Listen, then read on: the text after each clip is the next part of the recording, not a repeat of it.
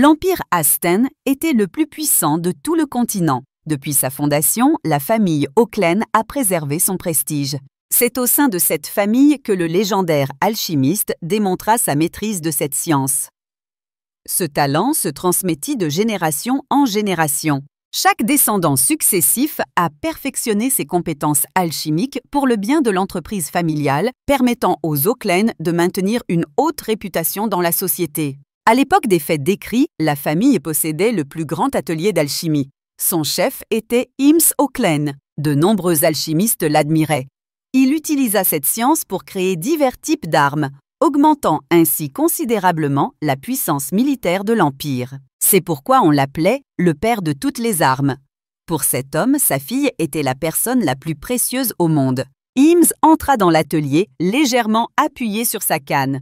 Tous les étudiants accueillirent M. Auckland avec joie. L'homme sourit et lui demanda de continuer son travail sans lui prêter attention. Il était simplement venu voir sa fille.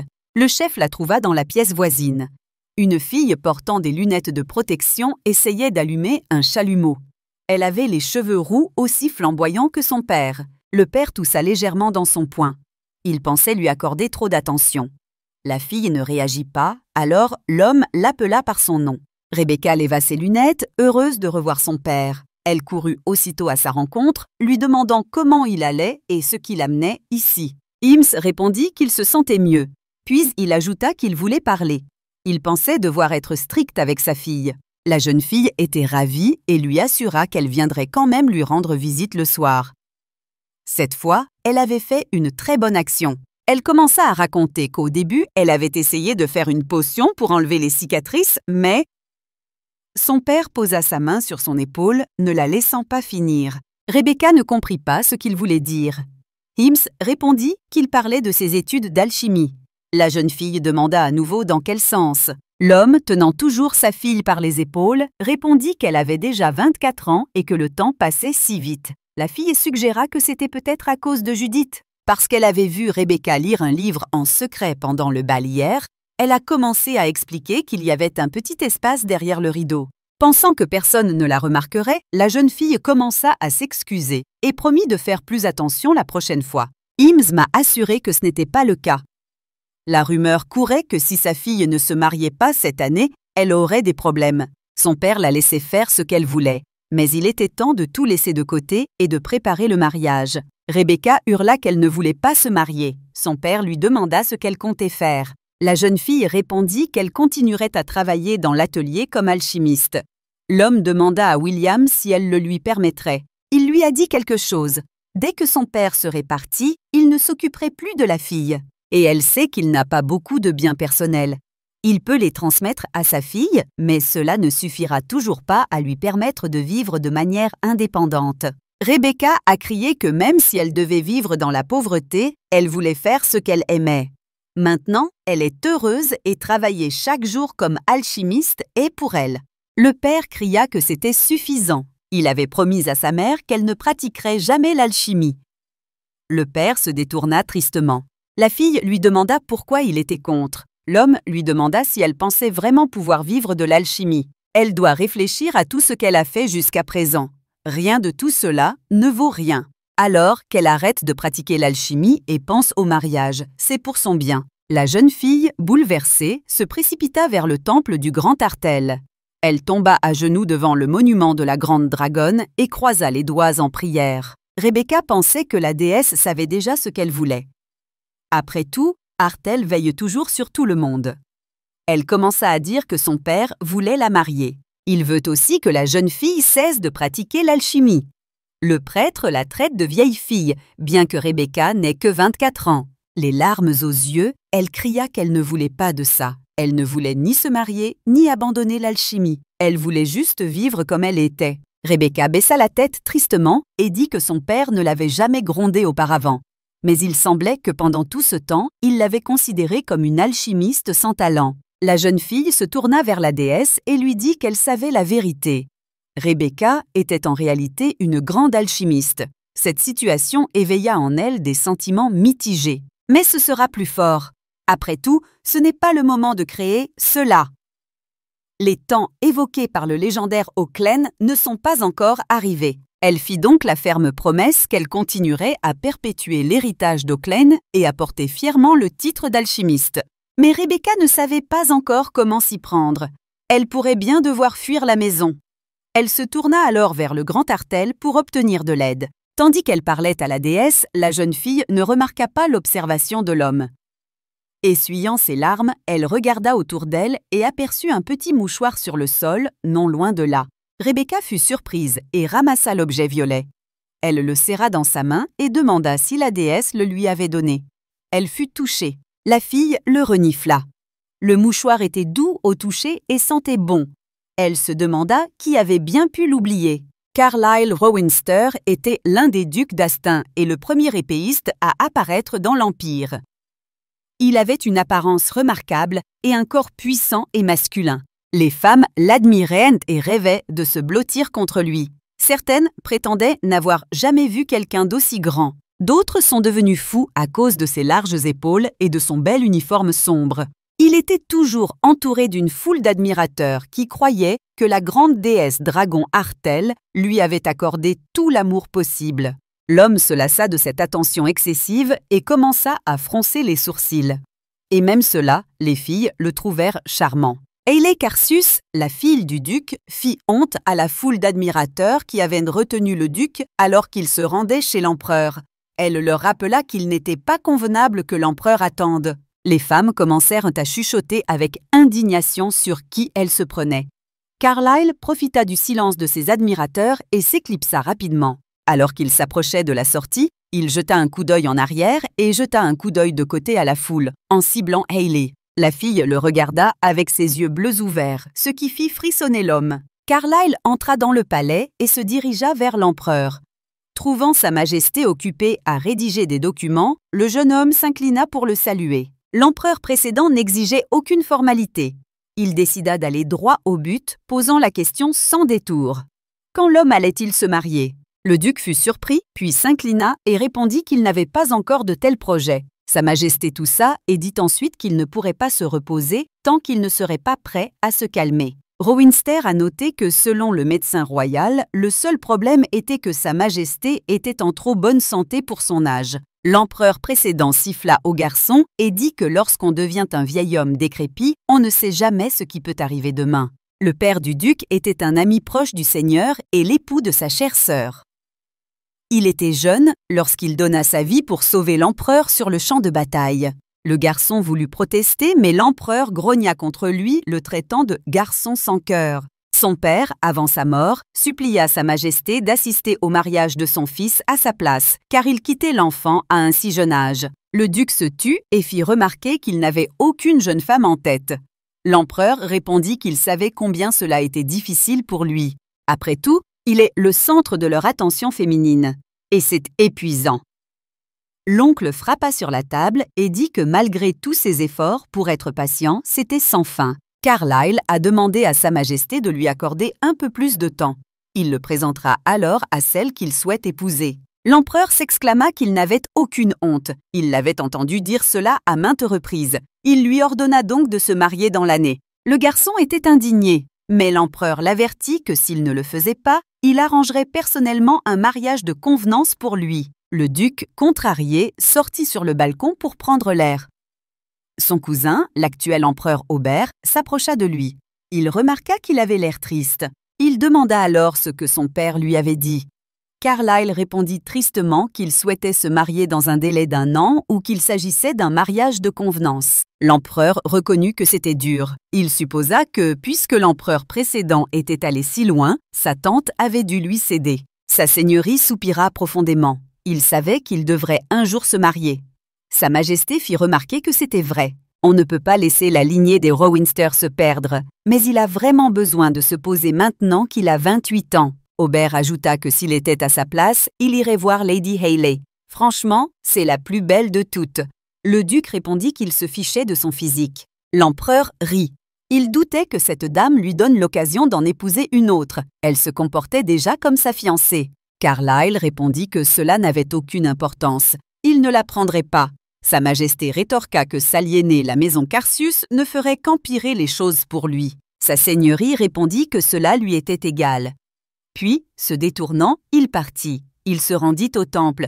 C'était l'endroit le plus confortable et le plus paisible de tous. À l'entrée, il salua les moines qui passaient et entra dans la salle principale, espérant trouver une paix temporaire. Là, il se figea, car il vit une jeune fille assise près du monument de la déesse. Ses cheveux roux orangés lui semblaient familiers. Il y a 10 ans, le jeune Carlyle se cachait de ses fans dans le parc. Les filles le cherchaient parmi la végétation et ne remarquèrent pas le garçon caché derrière un tronc d'arbre. Remarquant le passage des dames, le jeune duc décida de partir au plus vite. Il ignorait pourquoi elles le suivaient. Le garçon rassembla son courage et s'enfuit rapidement du parc. Il se précipita vers la porte la plus proche du manoir. Regardant autour de lui, le seigneur referma la porte. Non loin de l'entrée, la porte du débarras était entr'ouverte. Carlyle poussa un soupir de soulagement et décida que c'était une excellente option pour se cacher. Mais près de la fenêtre, sur le sol, il vit une fille rousse qui lisait un livre. Elle était très concentrée. Puis elle se retourna vers le bruit et vit l'homme hurler de surprise. La rousse se leva d'un bond et, pressant le livre contre sa poitrine, demanda qui il était. Le duc fut surpris par sa réaction et garda le silence. La jeune fille lui demanda s'il était venu la chercher. L'homme secoua la tête. La fille s'est calmée, a souri, est retournée à sa place et a continué à lire. Rowinster était un peu effrayé. Il s'avéra qu'il n'était pas le seul à venir ici pour son intimité. La rousse continua à lire le livre avec concentration et ne prêta aucune attention à lui. Carlyle avait même pensé à partir. Après tout, elle pourrait soudainement tenter de se jeter sur lui comme les autres. Et la fille sortit un stylo et commença à écrire quelque chose marmonnant une formule. C'était étrange de la voir lire un livre lors d'une fête. Même sa petite sœur était tellement excitée de venir au rendez-vous qu'elle a passé plusieurs heures à se lisser la peau et les cheveux. Le duc s'approcha pour voir quel livre elle lisait. Voyant des symboles familiers, il comprit qu'il s'agissait d'alchimie. La rousse calculait quelque chose et ne comprenait pas pourquoi ça ne collait pas. Carlyle toussa légèrement pour attirer son attention, mais elle ne réagit pas. Il toussa plus fort. Ce n'est qu'à ce moment-là que la fille se retourna et demanda, confuse, ce qui n'allait pas. Rowinster s'approcha et, désignant le livre, dit que cette partie lui semblait erronée. Elle rit doucement et regarda de plus près. Puis soudain, vous avez crié « oui » et avez soulevé le livre, stupéfiant complètement le jeune homme. La rousse se tourna vers lui et, souriante, le remercia. Elle dit que ça marchait maintenant et replongea son visage dans son livre. Carlyle était perplexe. Il n'avait jamais rien vu de tel. Cette fille ne s'intéressait pas du tout à lui. Il se demandait si elle savait qui il était. En combinant ses cheveux roux et son alchimie, il devina qu'elle était de la famille Auckland. Peut-être que cette dame, comme lui, n'aimait pas les mondanités. Et elle était plutôt gentille. Bien que ce fût la première fois que ce genre de situation se produisait, cela ne suscita pas d'hostilité. Et maintenant, dans le temple, après avoir entendu son indignation devant le fait qu'une jeune noble devait nécessairement se marier, il réalisa qu'elle n'avait pas changé du tout. Rebecca pleurait près de la déesse, se couvrant le visage avec ses mains. Elle n'entendit donc pas comment Carlyle s'approchait prudemment d'elle et laissait son mouchoir à côté d'elle. Après le temple, le duc se rendit au manoir familial. Il trouva sa mère près de la fontaine. L'homme s'inclina devant la duchesse pour la saluer. Abigail remarqua qu'il avait meilleure mine qu'elle ne l'avait imaginé. Elle pensa que son frère allait immédiatement émettre un décret impérial contre lui. Le fils répondit qu'il l'avait fait techniquement. La duchesse lui demanda alors ce qui était arrivé à son visage. Carlyle sourit et demanda à quoi il devrait ressembler. La femme réfléchit, puis le fils lui demanda ce qu'elle pensait de la famille Auckland. Abigail répondit que, comme eux, cette famille avait une longue histoire. Ils existaient depuis la création d'Astan. Le tout premier membre de la famille Auckland était un alchimiste légendaire. Sans compter que le chef de la maison d'Ym avait beaucoup fait pour son empire. Puis la duchesse mentionna qu'il avait une fille. Et puis elle comprit où il voulait en venir. Son fils toussa d'un air penaud et dit qu'il voulait envoyer une demande en mariage à Rebecca Auckland. Presque tous les représentants de la famille des alchimistes étaient réunis dans le salon. On frappa doucement à la porte. William autorisa l'entrée. Rebecca jeta un coup d'œil prudent dans la pièce. Elle dit que son frère aîné voulait la voir. Regardant autour d'elle, elle vit non seulement lui, mais aussi sa femme, Judith, son père et son frère cadet Locke. L'atmosphère semblait sombre. Avec une expression étrange sur son visage, William lui tendit l'enveloppe et lui dit qu'elle avait reçu une demande en mariage. La jeune fille prit l'enveloppe et regarda son frère avec appréhension. Son expression la surprit. Il devait être content de se débarrasser d'elle de cette façon. Après avoir ouvert l'enveloppe, Rebecca pria le grand Artel. Il s'avère qu'elle n'a d'autre choix que d'abandonner l'alchimie et de se marier. Ses yeux s'écarquillèrent lorsqu'elle vit qui la demandait en mariage. Le duc de Rowinster. Quelque temps plus tard, une voiture tirée par 4 chevaux se dirigea en titubant vers le manoir du duc. La voiture s'arrêta et Rebecca Auckland en sortit, vêtue d'une élégante robe. 2 domestiques accueillirent l'invité. En voyant le luxueux bâtiment, les yeux de la jeune fille s'illuminèrent de joie. Le domaine du duc était d'un tout autre niveau. L'un des serviteurs s'inclina et dit que son seigneur l'attendait. Il proposa de le suivre. L'architecture riche et le design intérieur luxueux du domaine l'ont un peu énervée, la faisant trembler. Sa robe était aussi un peu gênante. Rebecca n'avait jamais porté quelque chose de pareil auparavant, elle était inconfortable. Les domestiques lui ouvrirent la porte avec un léger grincement. La jeune fille déglutit nerveusement et entra. L'homme debout devant elle la salua et se présenta. Rebecca lui rendit son salut et trébucha en s'approchant du duc. L'homme fit semblant de ne rien remarquer. Carlyle l'invita à s'asseoir. Il lui fit remarquer qu'il lui avait préparé du thé et espérait qu'elle l'apprécierait. La rousse trouva cela gentil de sa part de ne pas avoir remarqué sa bévue. Elle s'ordonna mentalement de se ressaisir. La jeune fille répondit à son excellence qu'elle aimait le thé. Avec des mouvements légèrement contraints, Rebecca but quelques gorgées. Le duc sourit. Il supposait que son invité était surpris par sa soudaine demande en mariage. À cette évocation, la main de la jeune fille trembla légèrement, renversant le liquide. Elle remit brusquement la tasse dans la soucoupe et répondit qu'elle était très surprise. La dame ajusta maladroitement ses cheveux et réalisa qu'elle n'était définitivement pas celle qui le méritait. Rebecca se força mentalement à ne pas être nerveuse. Carlyle rit. Il ne pouvait pas simplement lui dire qu'elle l'avait complètement ignoré pendant sa lecture. Il se ressaisit et s'excusa.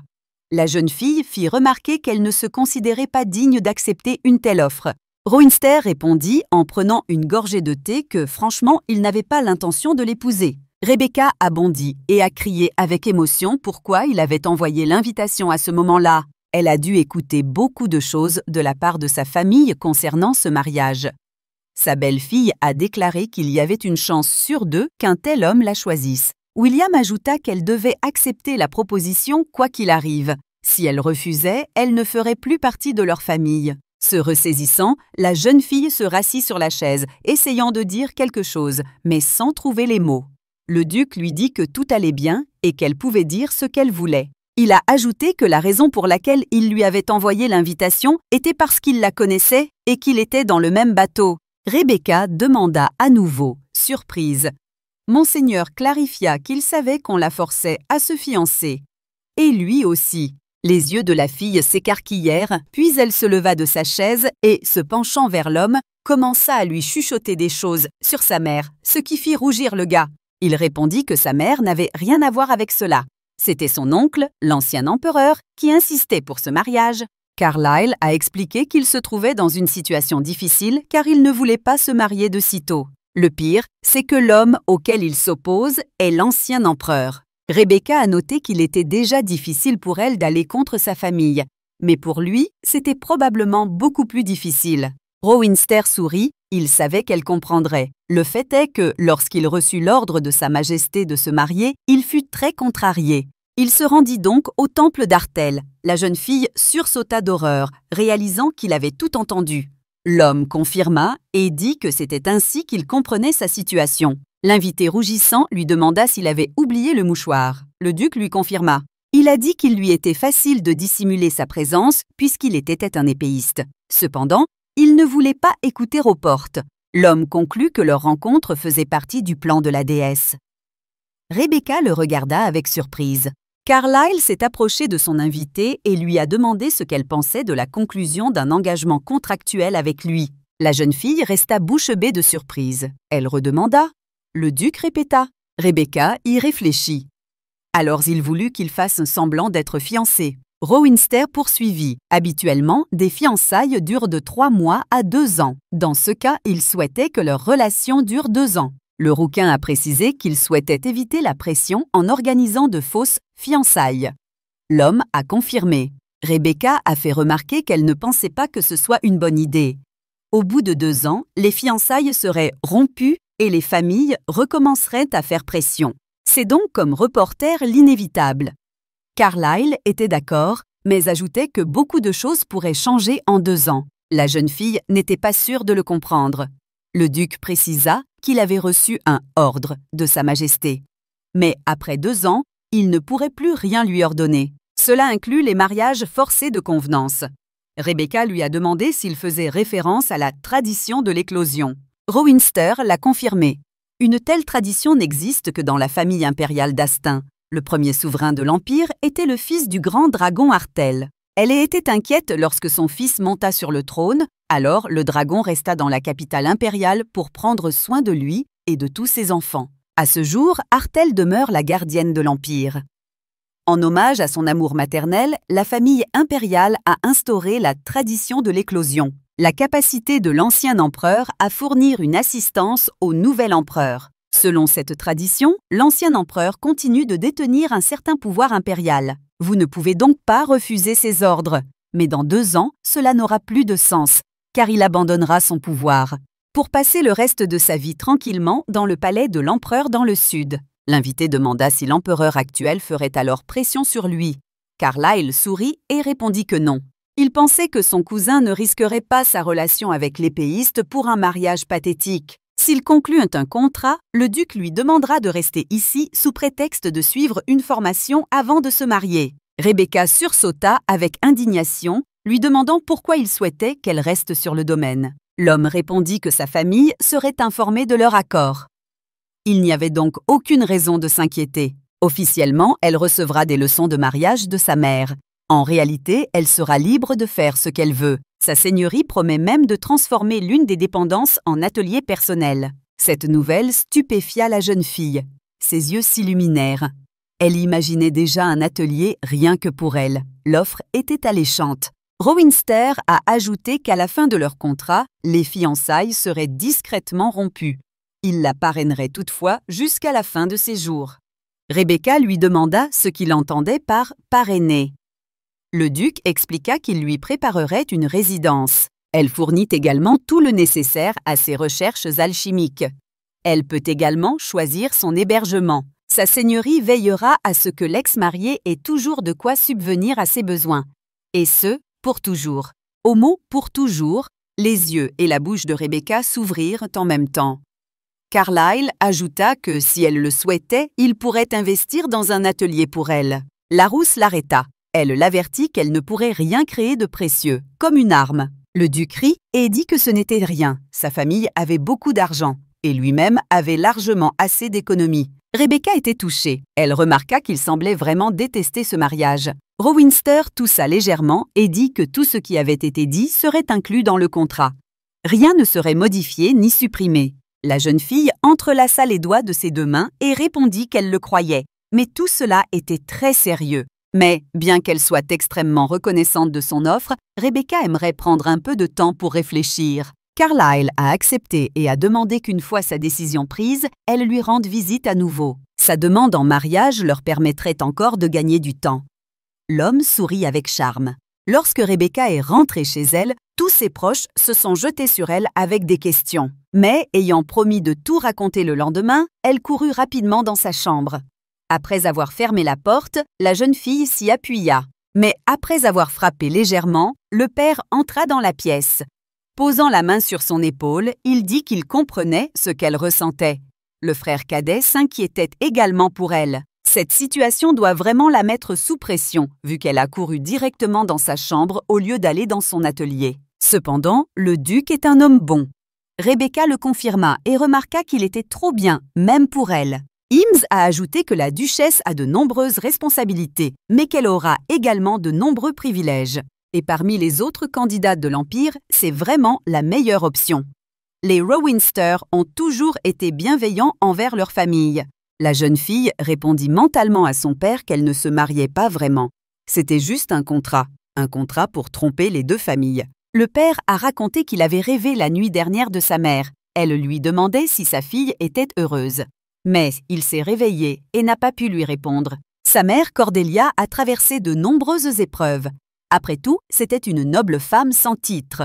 Lorsqu'elle réapparaîtrait dans son rêve, il lui annonçait fièrement que leur fille deviendrait bientôt duchesse. Il était sûr que sa femme serait heureuse. En quittant la pièce, l'homme sourit et dit qu'il ne dérangerait pas son repos. Lorsque la porte claqua derrière lui, Rebecca se retrouva seule avec son problème.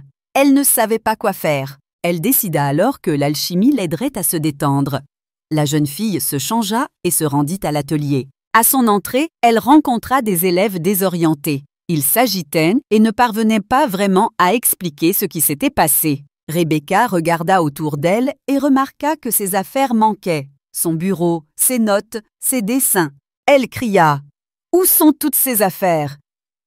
Les garçons, nerveux au point de trembler, répondirent que son frère William leur avait dit de tout ranger hier. Il lui dit qu'elle n'en aurait plus besoin car sa sœur allait se marier. Encore sous le choc, elle lui demanda ce qu'il avait fait de ses notes. Pleine de rage, la jeune fille partit à la recherche de son frère. L'homme fouillait des documents dans le bureau. Il n'imaginait même pas que sa sœur épouserait un duc. Pourtant, cela avait ses avantages. La porte s'ouvrit brusquement et Rebecca, enragée, fit irruption dans la pièce, criant pourquoi il s'était débarrassé de toutes ses affaires dans l'atelier. Elle lui demanda également ce qu'il avait fait de ses notes et de ses créations.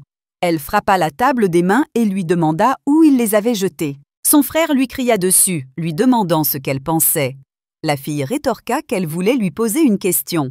William répondit qu'il avait une limite à sa tolérance face à son arrogance. Il était désormais le chef de la famille Auckland. L'homme se leva de sa chaise. Il l'a pointé du doigt et a dit que sa sœur devrait au moins montrer un peu de respect. Rebecca cria, demandant pourquoi il avait débarrassé son bureau. On pouvait voir les servantes chuchoter dans l'embrasure de la porte. William fronça les sourcils. Cette fille avait donc osé l'humilier devant les domestiques. S'appuyant sur la table, il lui demanda quel était son problème. « Elle va bientôt se marier. Il est donc temps d'abandonner tous ses rêves d'enfance. » Il demanda à sa sœur si elle pensait vraiment pouvoir devenir alchimiste. Puis il hurla que tout ce qu'elle avait fabriqué était un déchet inutile. Si elle avait une place dans l'atelier, c'était uniquement parce que son père le lui avait permis. Rebecca était indignée que cela n'ait aucune importance. Elle avait passé le test comme tout le monde. Le frère lui demanda ce qu'elle avait fait. La sœur n'avait jamais rien créé de vraiment précieux. Personne ne la qualifierait donc d'alchimiste. La jeune fille lui demanda alors ce qu'il avait créé. Il avait pris cette place uniquement parce qu'il était le fils de son père. William se mordit la lèvre et répondit qu'au moins, il voyait ce qui comptait vraiment. Alors qu'elle, se contentait d'expérimenter des choses inutiles. Rebecca lui demanda ironiquement ce qu'il attendait d'elle. Probablement qu'elle crée la pierre philosophale. Sa sœur lui demanda alors ce que le légendaire Auckland pouvait créer. William se tourna à demi vers elle et répondit qu'il n'était pas idiot de croire à de tels rêves. Il aspire à la réussite comme son père. La jeune fille fit remarquer qu'il fabriquait des armes, puis elle lui demanda où en étaient ses progrès, s'il a des idées.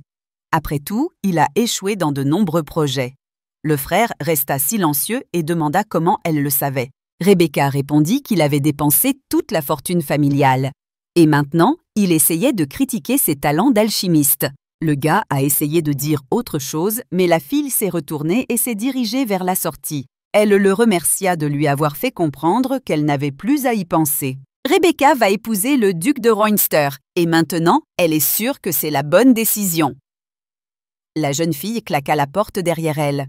Restée seule, William espérait qu'elle n'avait pas l'intention d'abandonner sa famille après le mariage.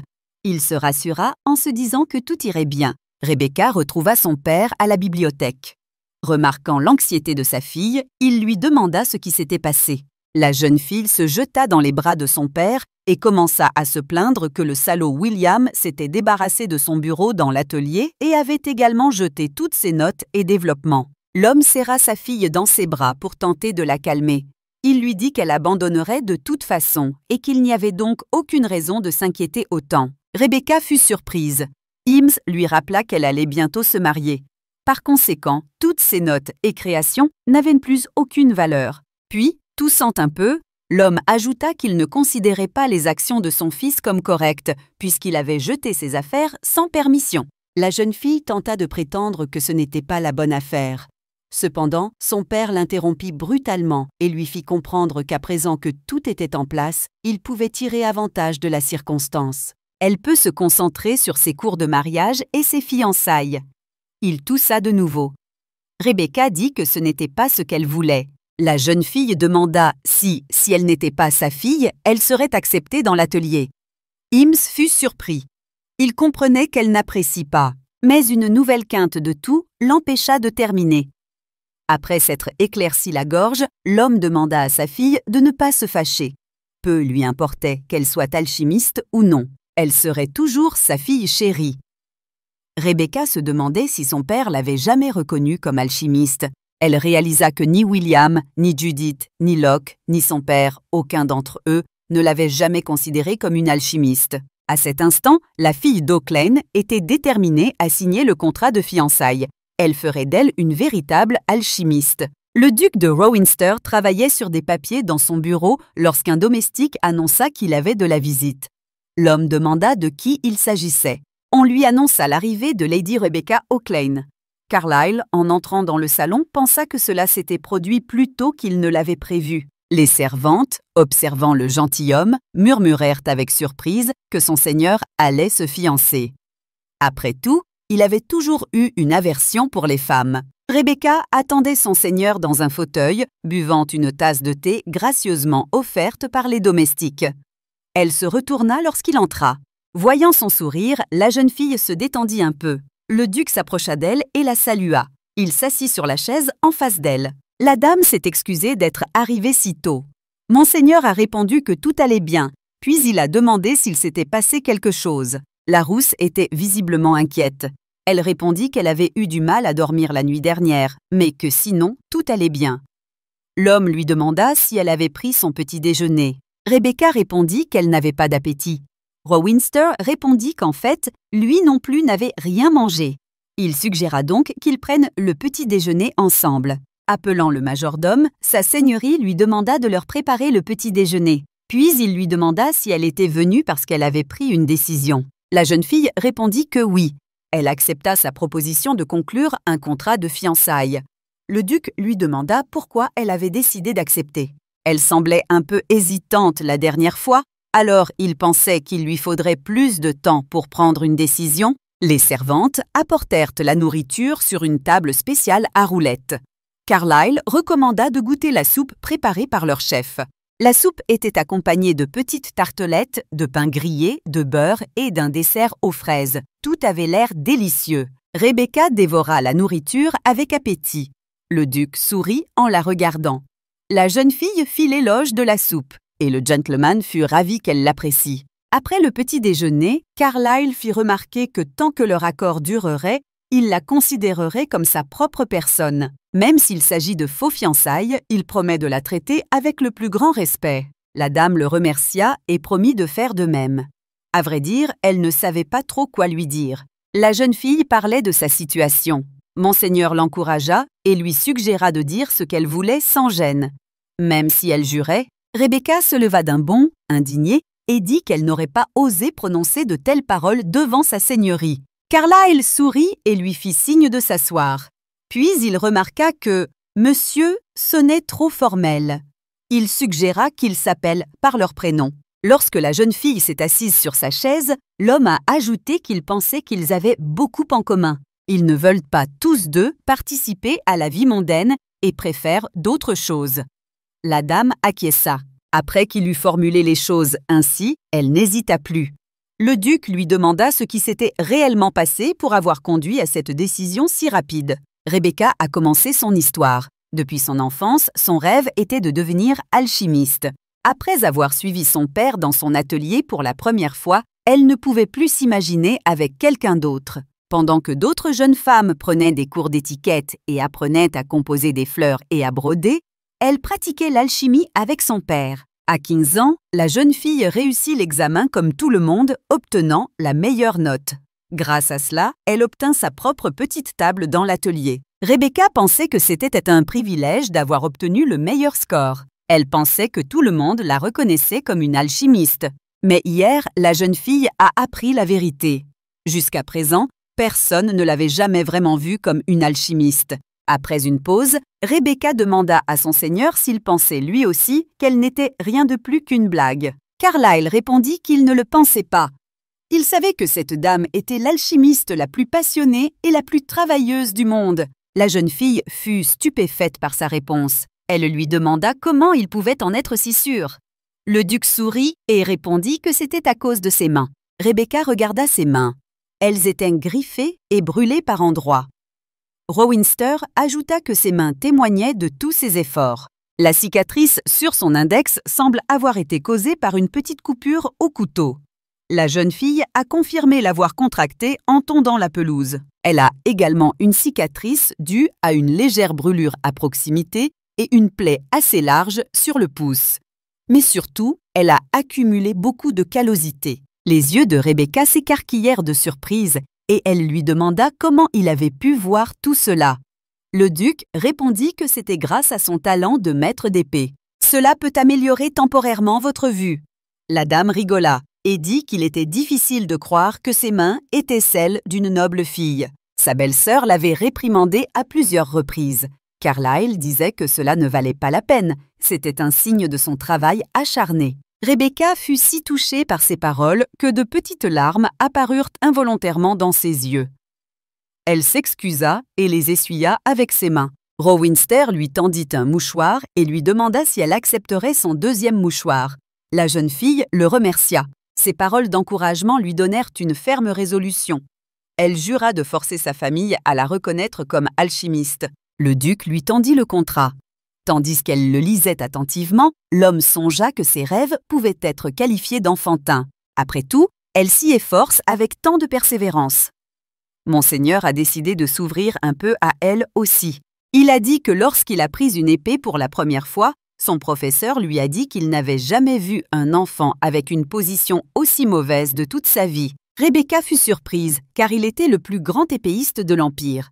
L'homme répondit que c'était parce qu'il travaillait dur et n'abandonnait jamais. Ceux qui donnent tout pour ce qu'ils aiment et ne se laissent pas décourager par le ridicule et la critique sont ceux qui réussissent toujours. C'est pourquoi Carlyle est convaincu que le jour viendra où ses efforts seront également récompensés. Après un moment de surprise, Rebecca sourit et remercia le duc, puis elle signa le contrat. Un peu plus tard, lors d'un goûter familial de la famille Rowinster, Charlotte, la sœur cadette du duc, s'enquit avec surprise des fiançailles contractuelles. La duchesse a confirmé avoir bien entendu. Abigail ne sait vraiment pas sur qui son fils s'appuie pour prendre des décisions aussi stupides. La fille pensa que cela venait probablement de sa mère.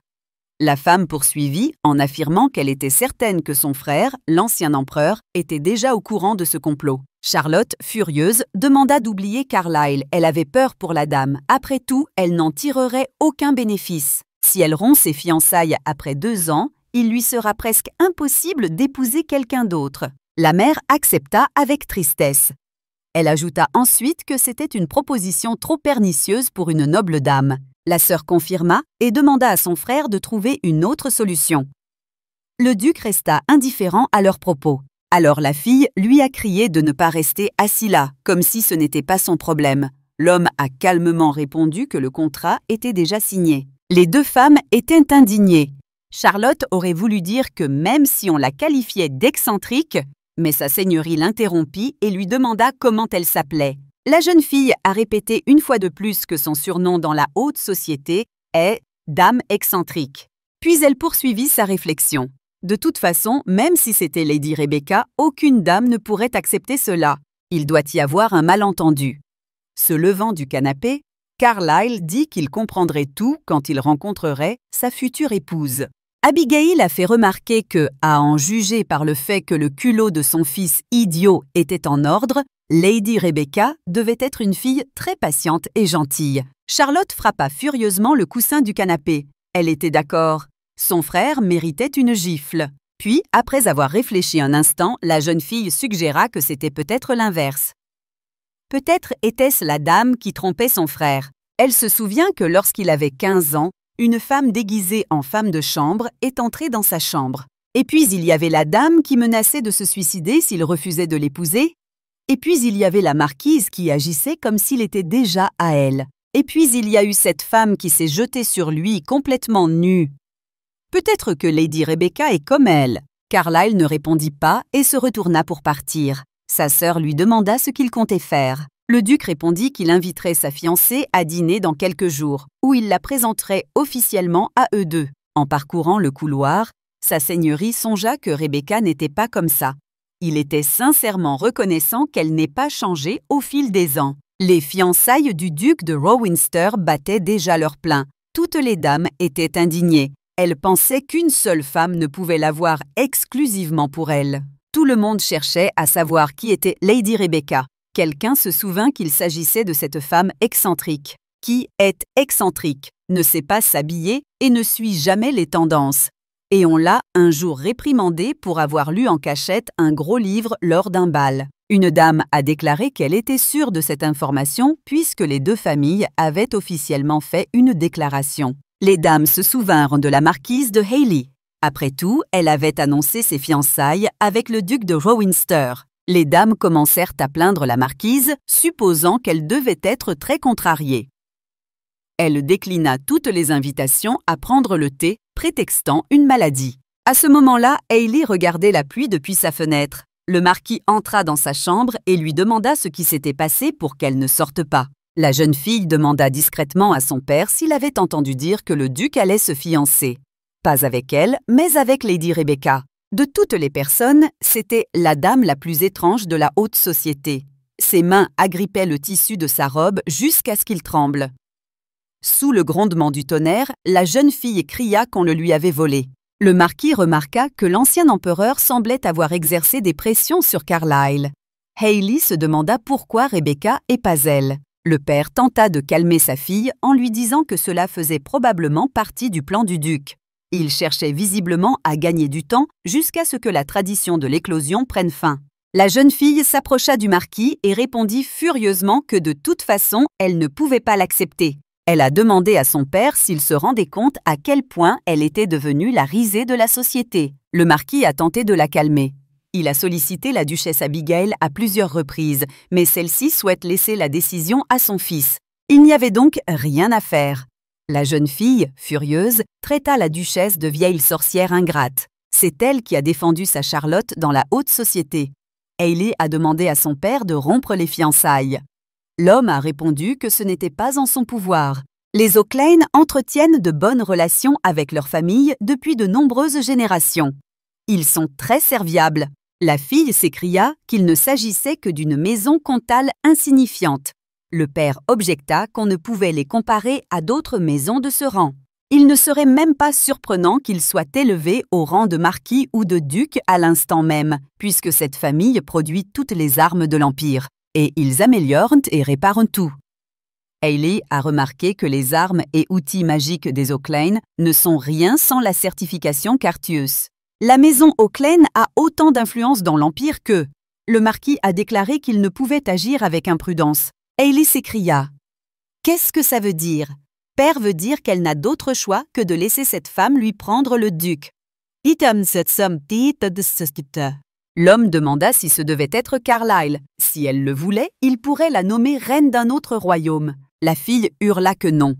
Carlyle était le seul à pouvoir la protéger si elle voulait vivre en paix. Elle avait besoin de lui. Le père lui demanda si elle ne s'était pas encore remise de ce qui s'était passé. La fille répondit que c'était de leur faute si elle était dans cet état. Donc, s'il se sent désolé pour tout, il fera tout son possible pour s'assurer qu'elle obtienne Carlyle. Parce que si elle devait prendre les choses en main, elle ne savait vraiment pas ce qui se passerait. Hailey se retourna vers la fenêtre. En regardant la pluie, la jeune fille pensa avec colère à la façon dont Rebecca avait osé essayer de séparer le duc d'elle. Quelques jours plus tard, Rebecca, vêtue d'une nouvelle robe, arriva au manoir du duc. Elle était visiblement tendue. En descendant de la voiture, la jeune fille salua Abigail et Charlotte qui venaient la rejoindre. Elle leur fit remarquer que c'était un grand honneur pour elles de les rencontrer. Les femmes ont souri et ont répondu qu'elles étaient également heureuses de la rencontrer et de la rencontrer enfin. Ils ont dit vouloir la rencontrer avant la cérémonie de fiançailles pour mieux la connaître. Et elle mérite des excuses. Rebecca fut surprise par les excuses. La duchesse expliqua que, même si elle souhaitait elle aussi obtenir le contrat, un tel accord serait préjudiciable à toute femme. Elle souhaitait donc s'excuser au nom de son fils. La jeune fille n'a pas bien compris ce qu'elle voulait dire. Elle lui a donc demandé pourquoi cet accord était préjudiciable. Abigail dit qu'elle n'avait pas à protéger Carlyle comme ça. Rebecca était complètement perdue. Elle lui demanda comment elle le protégeait. Puis, se grattant l'arrière de la tête, l'invitée dit avec embarras qu'elle n'avait visiblement pas compris quelque chose et s'excusa auprès de la duchesse. La femme sourit et répondit qu'elle n'avait rien à se reprocher. Malgré tout, sa seigneurie lui demanda à nouveau si elle était sûre d'avoir accepté un engagement arrangé. La jeune fille, jouant nerveusement avec ses doigts, répondit que oui. Elle en avait autant besoin que le duc. Après quoi, elle demanda aux dames si elles étaient d'accord. Elles se regardèrent. Abigail répondit que tant qu'ils allaient bien tous les deux, elle n'avait aucun doute. Charlotte confirma. Puis, se rapprochant de Rebecca et lui prenant les mains, elle lui dit de l'appeler par son prénom. Après quoi, elle remarqua que son frère lui avait dit qu'elle souhaitait continuer à pratiquer l'alchimie. Ostia confirma ses dires et lui demanda timidement si elle pouvait le faire. Charlotte a dit oui. Et elle a demandé à leur montrer aussi si elle faisait quelque chose d'intéressant. En fait, elle avait récemment lu un livre sur un phare magique. Rebecca lui demanda si elle parlait du phare de Manessa. Les deux filles ont commencé à rayonner de joie lorsqu'elles ont commencé à discuter d'un sujet qui les intéressait toutes les deux. Abigail observait les jeunes femmes avec un sourire. Carlyle s'approcha et salua l'invité. Puis tout le monde s'assit à table, sous un belvédère confortable offrant une vue magnifique. Après un agréable dîner, Rebecca prit congé de tous et le duc la conduisit à la calèche. Avant même que la voiture ne s'éloigne, Charlotte demanda à sa mère ce qu'elle en pensait. Mais Abigail lui posa la question. La fille rit et dit que Rebecca était vraiment différente des autres filles nobles. On devinait facilement ce qu'elle pensait. La duchesse acquiesça et ajouta que la jeune fille était polie, mais qu'elle ne semblait pas habituée aux manières de la haute société. Charlotte a noté qu'elle aimait le fait de ne pas avoir à être nerveuse en présence de son invité. Abigail a ajouté que la fille semblait inhabituelle, mais qu'elle l'aimait bien. La fille fronça un peu les sourcils et dit que son maquillage et ses robes étaient un peu... Elle hésita un peu, puis dit simplement qu'il ne lui allait pas du tout. Maman a convenu que Rebecca avait besoin d'un coup de main pour la cérémonie de fiançailles. Quelques jours plus tard, le jour de la cérémonie, les serviteurs terminaient les derniers préparatifs de la célébration. Rebecca traversait cette agitation d'un pas pensif. Elle portait une robe éclatante et un maquillage assorti. Elle songeait qu'aujourd'hui, c'était enfin les fiançailles. En regardant autour d'elle, la jeune fille remarqua le luxe de la décoration. La famille Rowinster s'engagea à prendre en charge tous les préparatifs et les dépenses. Même si Judith était heureuse d'avoir pu économiser de l'argent, elle le dépenserait certainement de toute façon pour sa nouvelle robe. Rebecca se demandait encore si ce qu'il prévoyait était vraiment bien. Ses pensées furent interrompues par Charlotte qui, se souvenant des messieurs, se couvrit la bouche de la main en voyant la jeune fille. Elle remarqua que l'invité était arrivé en tenue de soirée. La jeune fille s'est sentie gênée et a répondu que sa belle-fille continuait d'insister malgré ses affirmations selon lesquelles tout allait bien. En regardant le maquillage éclatant de Rebecca, la sœur de Carlyle a remarqué qu'elle avait fait beaucoup d'efforts, mais elle a un style qui lui va mieux. Elle saisit la main de l'invité et l'entraîna avec elle. Le dû, attendant sa fiancée, tira sur son foulard. Il se sentait très mal à l'aise, mais il se persuada d'être patient pour aujourd'hui. Le majordome s'approcha et annonça que la dame allait descendre. Entendant le bruit des talons, Carlyle se retourna. Rebecca descendit les escaliers dans une belle robe émeraude avec ses cheveux élégamment relevés en haut. Elle avait l'air si charmante que la bouche de sa seigneurie s'ouvrit involontairement. L'homme était stupéfait, et quand la jeune fille s'approcha de lui, il remarqua qu'il ne la reconnaissait presque pas. C'était comme si elle était une personne complètement différente. Rebecca sourit et demanda si c'était un compliment. Le duc était gêné par sa gaffe. Il s'inclina et demanda pardon. Carlyle fut si surpris qu'il ne trouva pas immédiatement les mots justes. La jeune fille répondit que Charlotte l'avait aidée, et elle pensa qu'elle aussi avait été choquée de se voir dans le miroir. Sa sœur était très douée. Elle réalisa aussi qu'elle ressemblait vraiment à sa mère.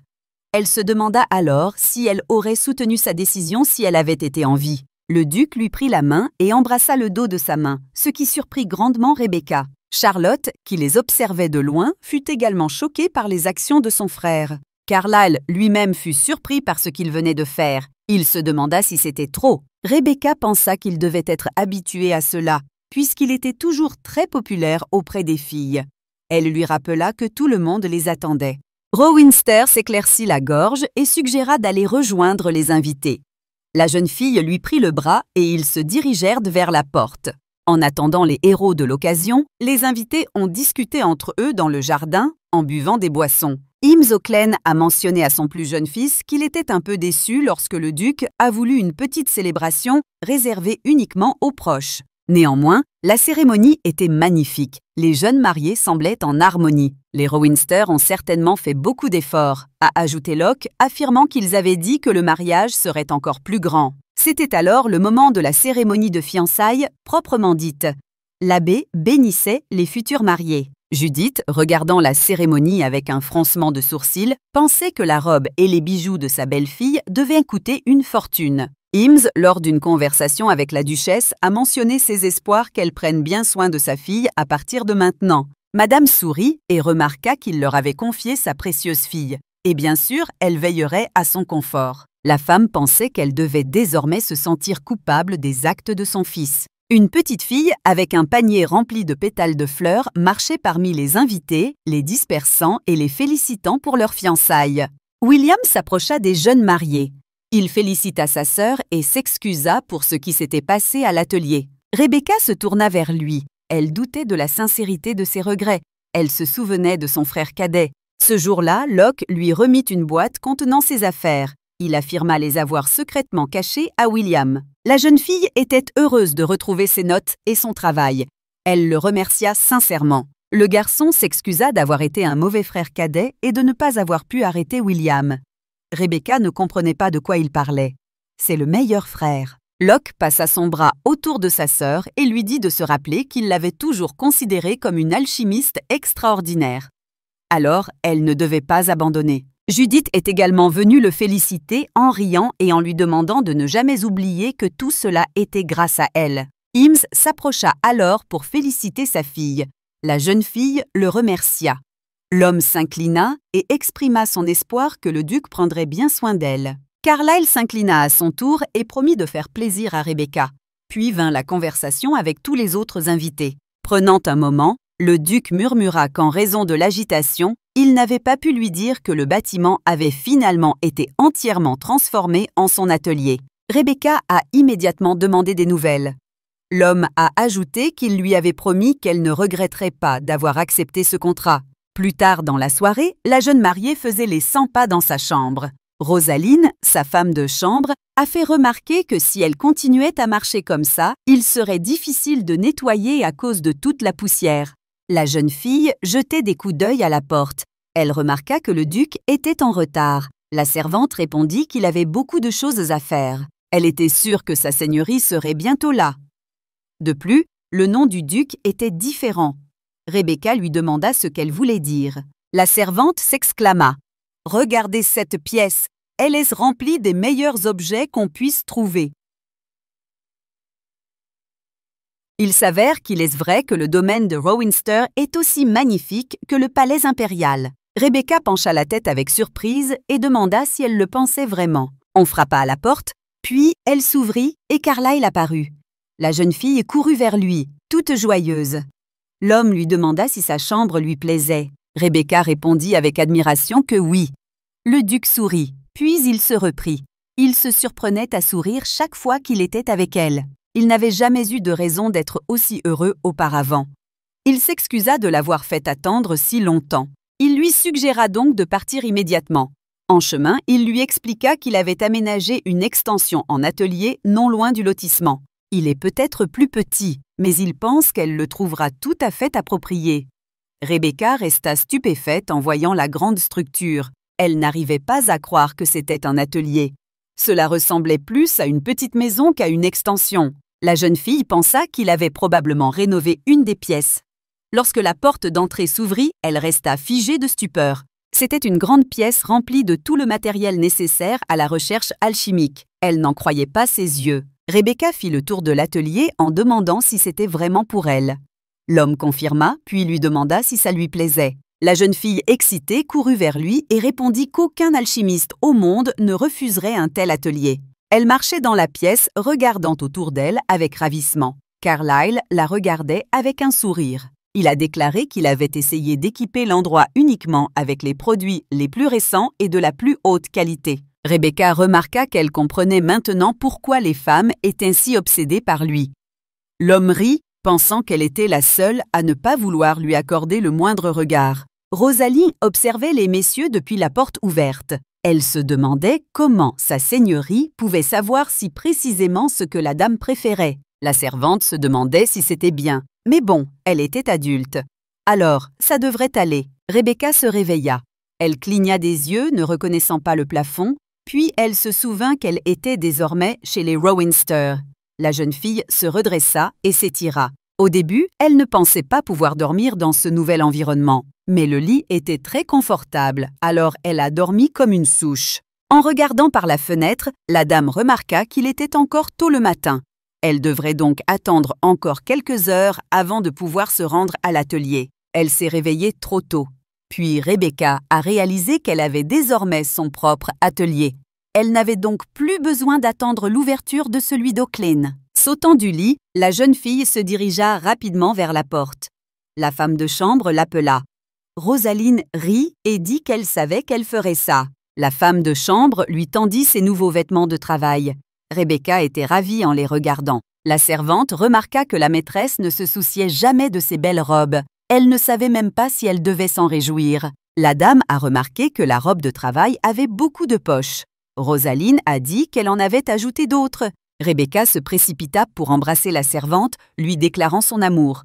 La servante lui suggéra de diriger cet amour vers quelqu'un d'autre. La jeune fille se changea rapidement et se dirigeait déjà vers la porte lorsque Rosaline lui demanda si elle voulait prendre son petit déjeuner.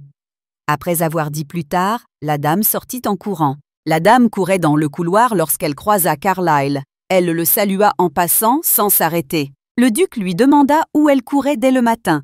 Rebecca se tourna légèrement et répondit qu'elle s'était réveillée tôt et qu'elle se rendait maintenant au studio. Rowinster regarda les talons de sa mariée disparaître avec un sourire. Il était content qu'elle les apprécie vraiment, mais aussi un peu déçu. La jeune fille fit irruption dans son atelier. Figée à l'entrée, regardant autour d'elle, elle n'arrivait toujours pas à croire que tout cela lui appartenait. Rebecca était heureuse. La duchesse donnait des ordres à une servante dans le salon. Elle demanda qu'une partie de la commande soit corrigée. Puis elle demanda comment allait leur invité. La femme de chambre répondit que Rebecca était presque tout le temps dans son atelier. Abigail demanda si c'était tout. La servante répondit qu'elle n'en était pas sûre. Madame répondit en souriant que c'était impossible, que même la servante en chef l'ignorait. La duchesse réfléchit. Il s'avéra que la jeune fille n'avait pas quitté son atelier.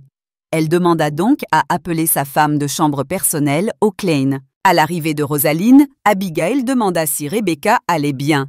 La jeune fille parut confuse et incapable de répondre clairement. Sa seigneurie a suggéré que la servante pourrait être effrayée après avoir déménagé dans le domaine ducal. Elle a donc dit qu'elle voulait que la fille se sente aussi à l'aise qu'à la maison. Rosaline, rassemblant son courage, demanda à haute voix à la duchesse d'arrêter Lady Rebecca. Abigail et les servantes entrèrent dans l'atelier. Elles trouvèrent Rebecca assise par terre, entourée de tubes à essai, marmonnant quelque chose à propos de réaction. Rosaline se tourna vers la dame et lui dit que la duchesse était venue la voir. Mais la jeune fille ne réagit pas. Elle continua à marmonner des formules. Madame décida de prendre les choses en main. Elle appela Rebecca par son nom complet à haute voix. La jeune fille sursauta de surprise. La dame se tourna vers eux et leva ses lunettes. La duchesse dit qu'elle comprenait désormais pourquoi sa femme de chambre avait demandé de l'aide. Madame ajouta avec colère que Rebecca méritait d'être réprimandée pour cela. Elle comprenait qu'elle était passionnée et sérieuse en matière d'alchimie, mais un tel comportement était inacceptable. Même Carlyle, qui avait dépassé les limites humaines, mangeait et dormait encore.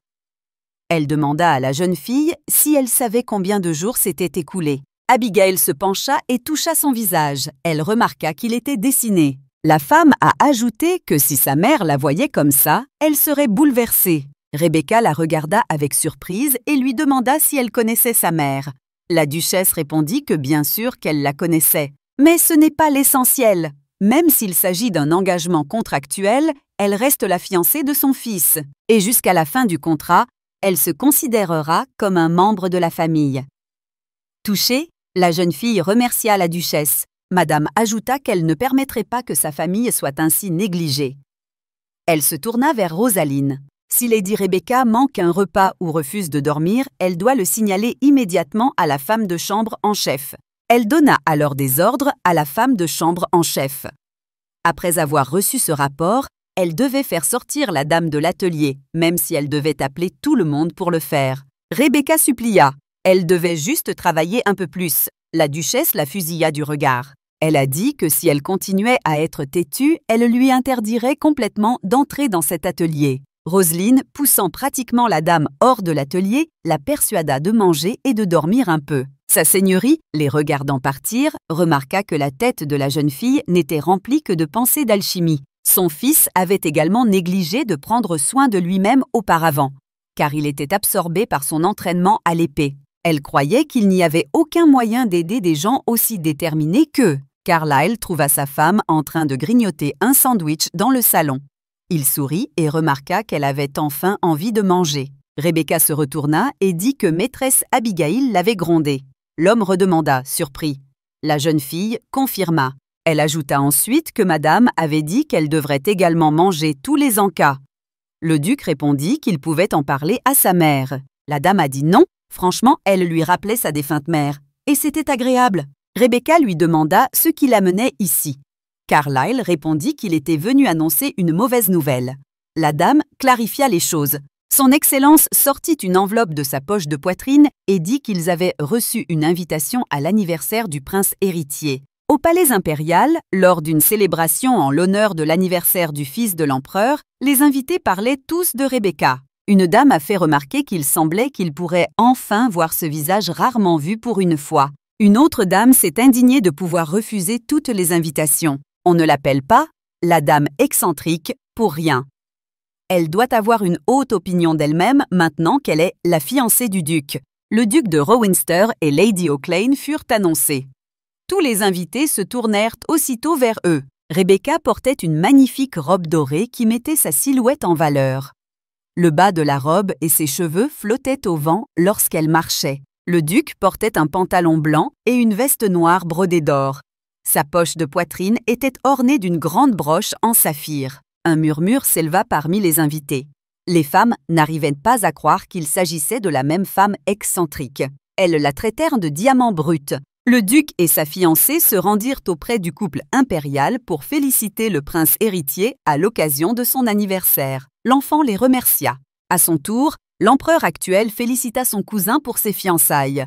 Carlyle s'inclina et demanda la permission de prendre congé. Aubert répondit qu'il pouvait partir. Quoi qu'il en soit, l'ancien empereur les attendait. En regardant le couple partir, l'empereur pensa qu'ensemble, ils étaient encore plus beaux qu'il ne l'avait imaginé.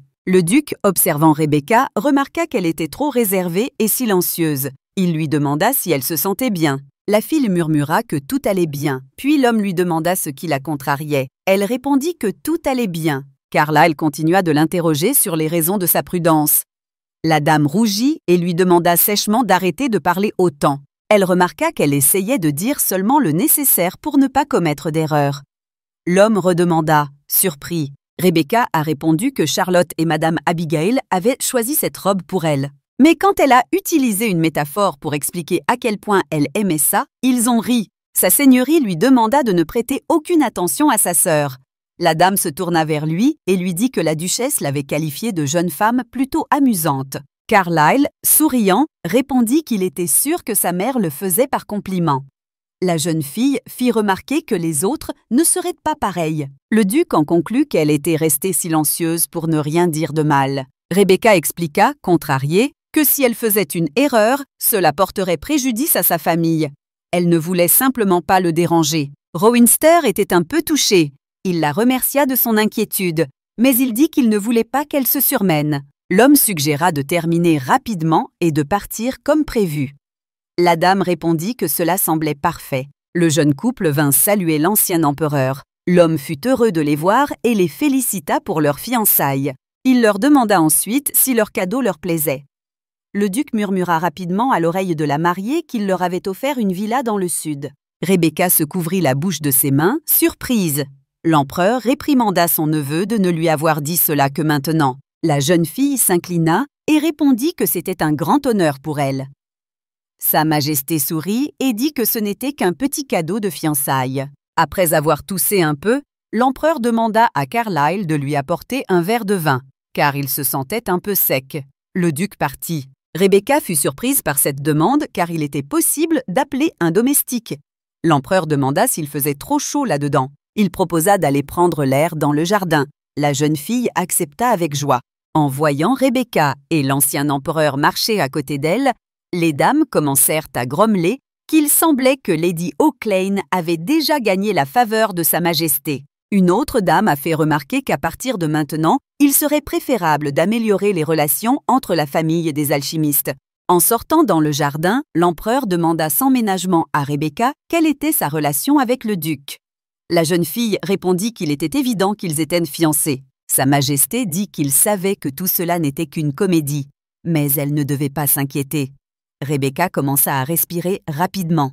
L'empereur a poursuivi en disant qu'il attendait de son neveu qu'il fasse quelque chose pour s'en sortir. Puis, se tournant vers elle et regardant de côté, il ajouta, cependant, qu'il ne s'attendait pas à ce qu'elle prenne part à cela. Il était surpris de les voir ensemble aujourd'hui. Cela soulevait quelques nouvelles questions. Sa Majesté demanda à la dame si elle connaissait Carlyle auparavant. Elle répondit que non. Se grattant l'arrière de la tête, la jeune fille ajouta que, comme il le savait probablement, elle ne participait presque jamais aux événements sociaux. Le jour où elle est allée chez les Rowinster, après avoir reçu la lettre de proposition, était leur première rencontre. L'empereur rit doucement. Il trouvait que son neveu semblait beaucoup l'aimer, ce qui ne lui ressemblait pas du tout. La jeune fille lui demanda ce qui le tracassait. L'empereur répondit qu'il n'avait jamais vu Carlyle fixer une fille aussi longtemps. Il ne l'avait jamais vu sourire non plus. Il a donc suggéré qu'il pourrait être amant. Rebecca a rétorqué qu'il ne l'était absolument pas. Sa Majesté sourit dans sa moustache. Il exprima l'espoir que la dame prendrait bien soin de son neveu. La jeune fille commença à dire que peut-être Sa Majesté avait mal compris quelque chose, mais elle fut interrompue par la voix du duc qui lui demanda de ne pas tourmenter sa fiancée. Rowinster apporta 2 verres de vin. L'empereur lui demanda pourquoi il avait mis autant de temps. Le neveu, tendant un verre à son oncle, répondit qu'il devait trouver le vin qu'il boit toujours. De plus, ils sortirent dans le jardin sans même le prévenir. Sa Majesté les remercia pour le vin. Il les laissa tous deux profiter de la soirée. Observant les amoureux de loin, l'empereur se tourna mentalement vers son défunt ami. Il sentait que quelque chose allait bientôt éclore dans le cœur de Carlyle. Son neveu tendait un verre de vin à sa future épouse en souriant. Le duc demanda ce que Sa Majesté avait dit à Rebecca.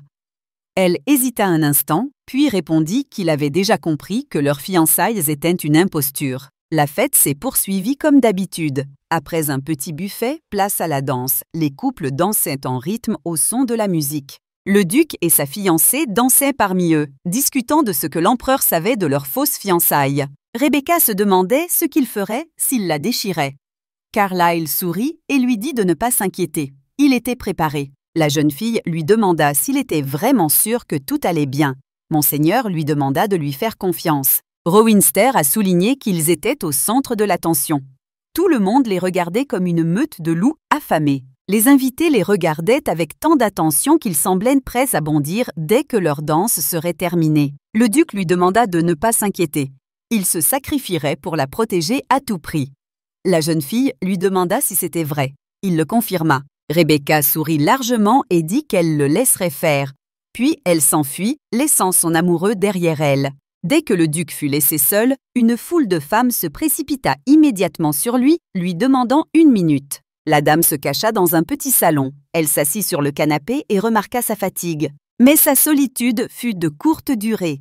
Plusieurs filles entrèrent dans la pièce et dirent qu'elles ne s'étaient pas vues depuis longtemps. Rebecca pensa avec lassitude qu'elles étaient là. La brune lui demanda si elle devait lui dire qu'elle était contente de la revoir. Puis elle demanda si Lady Auckland comptait lire un livre ici à nouveau. La jeune fille répondit qu'elle ne pouvait plus se comporter comme avant. Après tout, elle était désormais la fiancée du duc. Charlotte, en la préparant pour la célébration, l'a averti que si quelqu'un essayait de la rabaisser, il devrait simplement lui rappeler qu'elle était désormais l'épouse du duc. La brune siffla avec colère qu'elle refusait d'accepter quelqu'un comme elle comme épouse de sa seigneurie. Rebecca répondit innocemment. « Et alors ?» La femme hurla qu'elle était arrogante. Elle a demandé si Lady Auckland pensait vraiment mériter sa seigneurie. La rousse se leva du canapé et répondit sérieusement que c'était à elle et Carlyle de décider, et que cela ne la regardait pas. La brune hurla.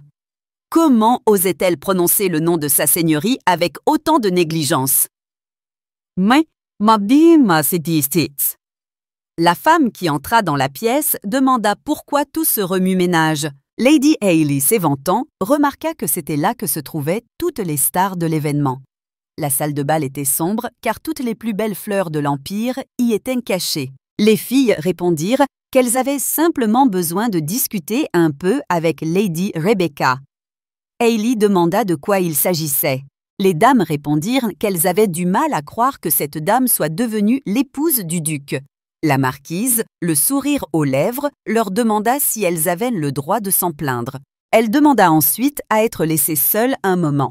Elle avait aussi besoin de parler à Lady Rebecca. Les filles ont quitté la pièce, indignées de voir à quel point elle était désagréable et qu'elle pensait être meilleure qu'elle. Restée seule avec la marquise, Rebecca déglutit nerveusement. Hayley s'inclina et dit qu'elle souhaitait la rencontrer depuis longtemps. Lady Auckland inclina également la tête en guise de salutation et fit remarquer qu'elle avait beaucoup entendu parler d'elle. Charlotte l'avertit que la personne dont elle devait se méfier le plus était Lady Carcius. Son obsession pour le duc était très forte. Hayley, l'air sombre, dit qu'elle voulait juste donner son avis. Rebecca lui demanda ce que c'était. La marquise lui demanda simplement d'annuler les fiançailles. Lady Auckland, indignée, lui demanda pourquoi elle devait agir ainsi. Hayley demanda avec des yeux froids si elle ne connaissait pas la réponse à cette question. Elle ajouta ensuite qu'elle se croyait intelligente parce qu'elle était alchimiste. Mais Rebecca était la créature la plus stupide qu'elle ait jamais vue. La rousse resta stupéfaite par une telle impolitesse. La marquise continua à dire qu'elle avait volé une position à laquelle elle n'avait aucun droit. Lady Auckland lui demanda de quel poste elle parlait.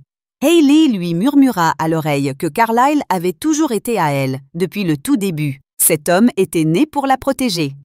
Rebecca s'indigna en disant que le duc n'était pas une propriété qu'elle pouvait posséder. La marquise prit une pose menaçante, les mains sur les hanches. Elle avertit la jeune fille qu'elle devait l'écouter tant qu'elle était encore polie. Lady Auckland répondit simplement qu'elle n'avait pas peur d'elle. Hayley ne pouvait rien lui faire. Elle n'a aucun pouvoir, alors elle perd son temps précieux à donner des conseils stupides. Tout ce qu'elle peut faire, c'est attendre que Rebecca quitte le duc. La marquise devient furieuse et la traite de petite fille. La rousse lui demanda si elle aimait son seigneur ou si elle voulait juste le posséder. Hayley la saisit par les épaules et cria que cela n'avait pas d'importance. Elle ferait n'importe quoi pour l'avoir. La serrant par les épaules, Lady Carcius lui ordonna de quitter le duc avant qu'elle ne le regrette. Charlotte entra et repoussa la marquise, lui ordonnant d'arrêter immédiatement. Hayley répondit qu'elle ne pouvait pas lui faire ça. Elle est la seule raison pour laquelle Lady Rowinster peut garder la tête haute parmi les autres nobles. Si elle recevait de l'aide, elle devait être capable de rendre l'appareil. S'agenouiller maintenant ne suffirait pas, puisqu'elle avait osé. Rebecca l'interrompit, essayant de la faire honte. Mais la femme remarqua que les habitants de Rowinster House semblaient en tenir sa gentillesse pour acquise. Charlotte répondit qu'elle ne se souvenait pas que quiconque ait sollicité la générosité de la marquise. Elle l'avait probablement aidée à gagner les faveurs de son frère. Hayley a deviné que la sœur du duc voulait probablement revenir à l'époque où elle était moquée comme une veuve qui n'avait même jamais eu de nuit de noces. Charlotte fronça les sourcils et dit qu'elle s'en fichait. Elle attrapa Rebecca et la tira vers la sortie. Tenant toujours la main de la jeune fille, la sœur du duc l'emmena dans le jardin. Rebecca lui demanda si elle allait bien. Charlotte s'arrêta et, sans se retourner, dit que c'était vrai. Elle avait été mariée au fils du marquis de Lonaroun. Il a désormais renoncé à son titre pour se retirer à la campagne. Lady Hailey avait raison, elle est veuve. Après leur cérémonie de mariage, un événement terrible s'est produit. Ils étaient fatigués par une longue journée et avaient prévu de se reposer à la maison. Mais soudain, un méchant fit irruption dans la pièce visant son mari. Le tueur ne voulait peut-être pas que le duc le poursuive, alors il ne la toucha pas. À cette époque, le marquis avait de nombreux ennemis. Ce n'était pas un homme mauvais, mais il nourrissait des ambitions. C'est pourquoi il se querella avec de nombreuses maisons pour s'emparer du pouvoir. Après cette nuit-là, le marquis ne voulut plus la laisser partir. Sa famille le poursuivit alors en justice pour faire annuler le mariage. Finalement, les Wowinster gagnèrent et elle rentra chez elle. Mais au fil du temps, leurs familles commencèrent à se quereller. Le marquis quitta la capitale profondément offensé par Charlotte, probablement parce que son fils avait été tué alors qu'elle avait survécu. Rebecca, indignée, répondit que ce n'était pas sa faute. La jeune fille sourit et répondit qu'elle avait raison. Mais il était toujours impossible d'empêcher les gens de l'éviter et de la traiter de veuve. Naturellement, elle devint une paria de la haute société. Carlyle lui a alors dit qu'elle était libre d'épouser quelqu'un d'autre une fois rétablie, ou qu'elle pouvait choisir de ne pas se marier si elle ne le souhaitait pas. Il prendrait soin d'elle de toute façon. Mais Charlotte ne voulait pas être un fardeau pour son frère. Elle voulait être douée dans quelque chose, comme Rebecca. Lady Auckland prit amicalement la main de la sœur du duc et suggéra qu'ils retournent ensemble. Elle ajouta qu'ils ne devaient pas rester dans un tel endroit. La jeune fille suggéra gentiment de rentrer chez elle. Charlotte sourit et accepta. Quelque temps plus tard, Lady Rowinster se promenait dans le jardin. Soudain, elle entendit un bruissement et quelqu'un murmurait que cela ne durerait plus qu'un instant. La fille regarda autour d'elle, mais ne vit personne. Puis elle leva les yeux et vit Rebecca pendue à une branche d'arbre. La folle attrapa une branche d'arbre avec ses bras et ses jambes. Charlotte cria son nom. La fille baissa les yeux et dit qu'elle lui avait fait peur. La sœur du duc répondit qu'elle aurait dû le dire. Rebecca sauta légèrement à terre. Charlotte lui demanda ce qu'elle faisait là. La fille lui tendit une sphère dorée avec des ailes. Elle lui expliqua que c'était une arme magique. Il était censé voler et attaquer les ennemis tout seul, mais elle n'arrive pas à le faire planer correctement. Par un heureux hasard, la chose s'est accrochée à une branche. Elle a donc pu grimper et la récupérer. La sœur du duc, étonnée, demanda comment elle avait grimpé à l'arbre. Rebecca répondit que les alchimistes devaient pouvoir se rendre n'importe où pour rassembler les matériaux nécessaires. Après tout, ils pouvaient être sur une falaise ou dans l'océan. Charlotte a suggéré qu'elle devait aussi s'entraîner à collecter des matériaux par elle-même.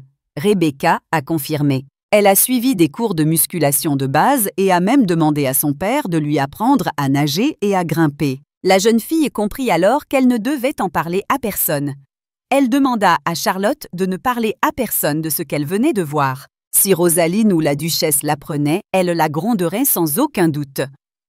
La jeune fille rigola et promit, mais en échange, elle voulait prendre le thé avec elle dans la serre. Rebecca fut surprise et la sœur du duc réalisa qu'elle n'y était jamais allée.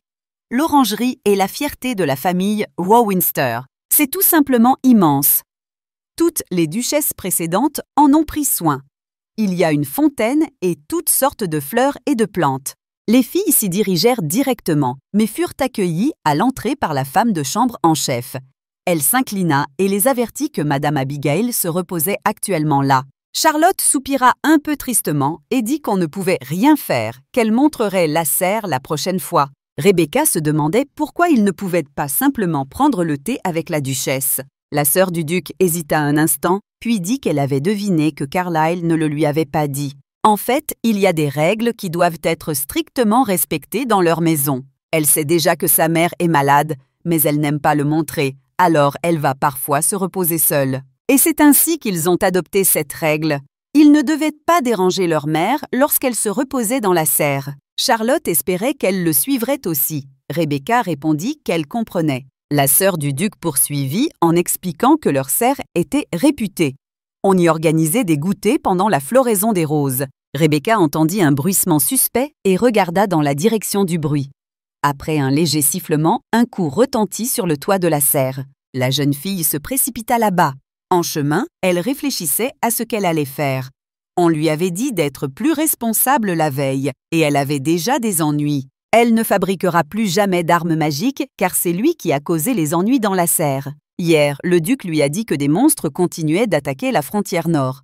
Il devra donc s'absenter quelque temps. Il n'a pas l'intention d'y rester longtemps. Carlyle lui a demandé de s'occuper du domaine de Rowinster pendant son absence. Rebecca promit avec joie, ajoutant que sa seigneurie pouvait compter sur elle. Ouvrant la porte de la serre, elle demanda mentalement pardon au comte. Elle n'arrivait pas à croire qu'elle avait causé un tel désordre pendant son absence. Dans la serre, elle vit la duchesse debout, un turban sur la tête. Son Altesse tenait à la main sa boule d'or, d'où s'échappait de la fumée. Les femmes se regardèrent. Rebecca perdit son sang-froid, cria « Maman !» et s'enfuit en criant qu'elle était vraiment désolée. Le lendemain matin, Madame Abigail s'est réveillée et se préparait à la coiffeuse. Quand la servante entra, elle lui demanda de l'aider à se préparer.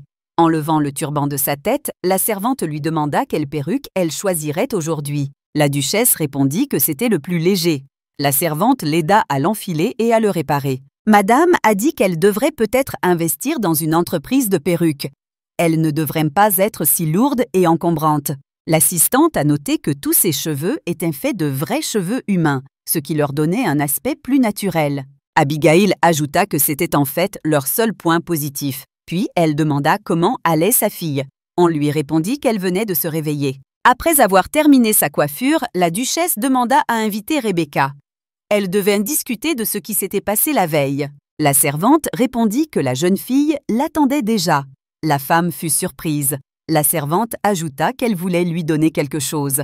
La dame attendit que la duchesse se réveille. Lady Auckland, voyant madame, se leva et la salua. Elle s'inclina et s'excusa de lui rendre visite à une heure si matinale. Abigail dit qu'elle ne devrait pas être si nerveuse. Rien ne pouvait rester secret éternellement. Elle supposait que la jeune fille le découvrirait un jour. Il y a quelques années, la duchesse a commencé à souffrir de problèmes cardiaques. Heureusement, la maladie a été complètement guérie, mais elle a perdu tous ses cheveux. Elle a une réputation à défendre, mais elle se sent assez complexée. C'est pourquoi elle n'a pas assisté à des événements sociaux depuis un certain temps maintenant. Bien sûr, c'est une chose, mais ces expériences dangereuses avec des instruments magiques en sont une autre. La fille essaya de dire quelque chose, mais ne trouva pas les mots justes. Alors, elle tendit une bouteille et dit qu'elle voulait vraiment la lui donner. Rebecca prépara cet élixir pour exprimer ses regrets. Elle espérait vivement que madame l'accepterait. La femme prit la bouteille, la regardant, elle demanda ce que c'était. Lady Auckland répondit que c'était une potion pour faire pousser les cheveux. La duchesse et sa servante écarquillèrent les yeux. Elle lui demanda ce qu'elle avait dit. La jeune fille espérait ne pas l'avoir offensée par inadvertance. Elle voulait simplement s'excuser pour ce qui s'était passé la veille. Abigail, bégayant un peu, demanda à nouveau qu'on lui dise de quel genre de potion il s'agissait. Rebecca a répondu que c'était une potion créée par alchimie qui accélère la croissance des cheveux. Sa seigneurie a déclaré qu'une telle potion ne pouvait tout simplement pas exister. Ce serait un miracle. La fille répondit qu'il existait. Abigail lui demanda si elle l'avait vraiment fait. Rebecca a expliqué qu'elle travaillait initialement sur un remède contre les cicatrices, mais qu'elle y est finalement parvenue par accident. Elle avait déjà vérifié que le traitement était efficace et qu'il n'y avait pratiquement aucun effet secondaire. Madame la juge lui a demandé à nouveau si elle en était vraiment sûre. Tatapatate. Lady Auckland dit que si elle n'en voulait pas, elle le prendrait. La duchesse demanda d'un ton un peu plus sec d'attendre. J'ai alors demandé comment l'utiliser. Rebecca m'a répondu qu'il fallait l'appliquer sur la peau. La femme de chambre dit qu'elle allait tout préparer immédiatement et se rendit dans la salle de bain. Abigail lui demanda si elle pouvait lui faire confiance. Rebecca répondit que bien sûr, même si ses cheveux pourraient pousser plus longtemps que prévu. La duchesse éclata de rire, puis éclata de rire. La servante revint et dit que tout était prêt. Se retournant, sa seigneurie demanda à la jeune fille de lui faire l'honneur. Lady Auckland enfila des gants et commença à frotter l'élixir sur le cuir chevelu de la duchesse. Elle lui demanda ce qu'elle ressentait. La femme répondit qu'on lui avait étalé quelque chose de collant sur la tête. Rebecca dit qu'il ne restait plus qu'à la laver. Abigail ferma les yeux et essaya de rassembler ses pensées. Elle était trop excitée. Bien sûr, il n'y avait pas de potion pour faire pousser les cheveux. Quelques minutes plus tard, des cheveux dorés apparurent sur sa tête comme par magie. La servante et la dame elle-même furent stupéfaites. La duchesse toucha ses cheveux avec ses mains et n'en crut pas ses yeux. La dame pensa que c'était une potion, non, que cette fille était un véritable miracle. Le soir, le duc rentra chez lui. Il fut accueilli par son majordome qui lui demanda s'il devait tout préparer immédiatement pour son repos. Carlyle répondit qu'il n'était pas pressé, donc inutile de se presser. Sa seigneurie demanda si tout le monde était dans sa chambre. Le domestique répondit que la duchesse était encore éveillée dans le salon. Rowinster fut surpris. Il alla trouver sa mère et frappa à la porte. En entrant dans le salon, le fils s'inclina pour saluer Abigail. La femme, jouant avec ses cheveux, lui demanda s'il était fatigué. Le fils remarqua la couleur de cheveux différente de celle de sa mère. Il lui demanda si elle les avait teints. La duchesse répondit que Rebecca était vraiment une fille formidable. Le duc posa à nouveau la question. Sa grâce répondit qu'elle était absolument incroyable. Le lendemain, assise à table, Abigail remercia une fois de plus sincèrement la fiancée de son fils. Elle lui dit qu'elle lui avait rendu la vie. Rebecca répondit que madame la complimentait trop. La duchesse demanda combien de temps l'effet durait. La jeune fille répondit que tout dépendait de la personne, mais au total, environ 10 jours. La femme a été agréablement surprise par la réponse. Lady Auckland demanda avec culpabilité si elle était déçue que cela ne dure que 10 jours. Madame répondit que non, de plus, c'était beaucoup plus long qu'elle ne l'avait prévu. Rebecca a dit qu'elle préparerait plus de potions avant que celle-ci ne soit épuisée, donc la dame ne devrait pas s'inquiéter. Abigail répondit qu'elle était ravie d'entendre cela. Tout le monde à table sourit. La duchesse remarqua que Hims Auckland était un grand alchimiste. Son frère, l'empereur, fut très attristé d'apprendre son départ. Mais quelle merveille que sa fille soit devenue une alchimiste aussi brillante! Tel père, telle fille. Rebecca ouvrit même la bouche de surprise. Abigail prit une grande inspiration, la tête posée sur son épaule. Elle se demandait pourquoi leur talent n'était pas encore connu du monde entier. La jeune fille était gênée. Elle lui demanda de ne pas la flatter autant. Elle ne méritait pas tous ces éloges pour un projet raté. La duchesse s'exclama que ce n'était pas un projet raté. Elle avait créé quelque chose de merveilleux. C'était la meilleure potion qu'elle ait jamais vue de toute sa vie. Lady Auckland s'agita sur sa chaise. Elle dit que, d'un point de vue alchimique, ce n'était même pas un instrument magique. C'est tellement insignifiant que ça ne durera pas longtemps. Abigail demanda avec indignation si elle ne se rabaissait pas trop. La jeune fille devait vraiment croire ce qu'elle disait.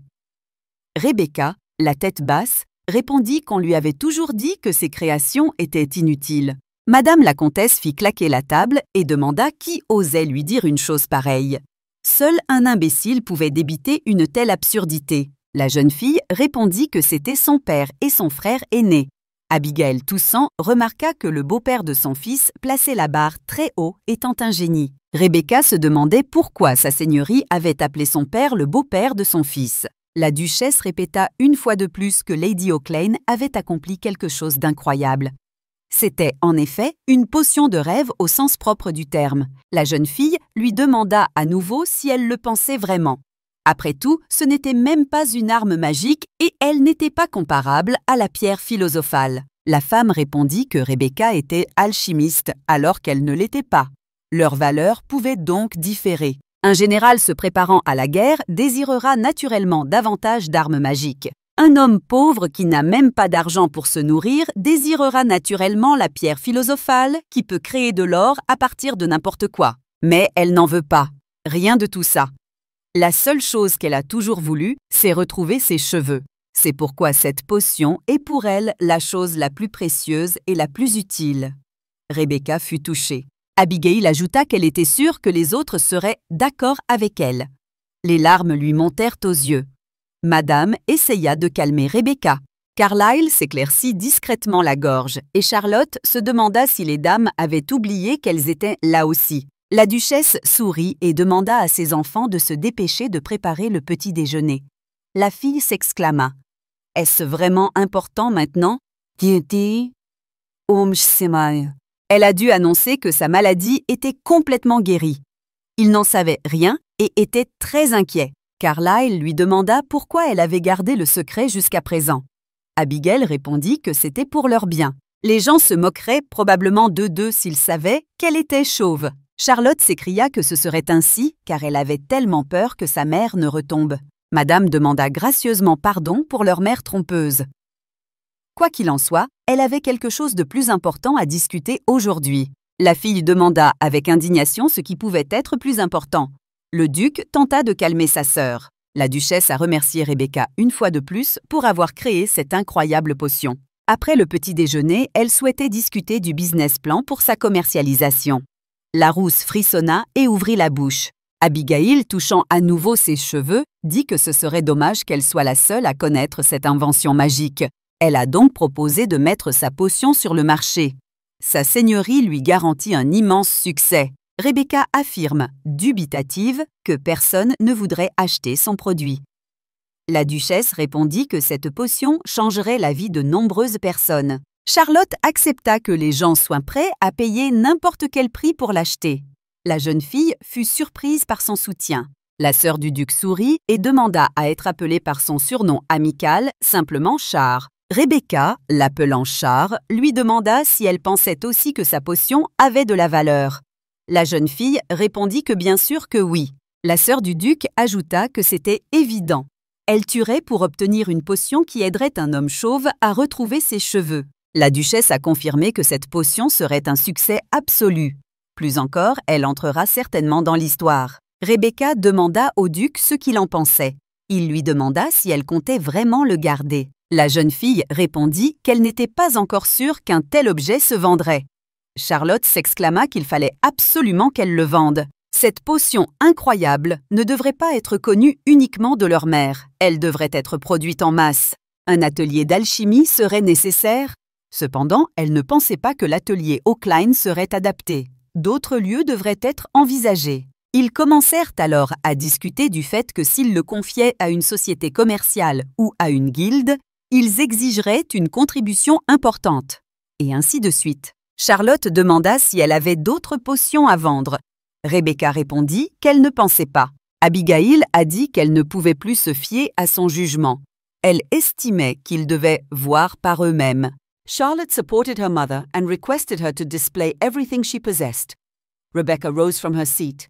Confused about what was happening, she hurriedly fled.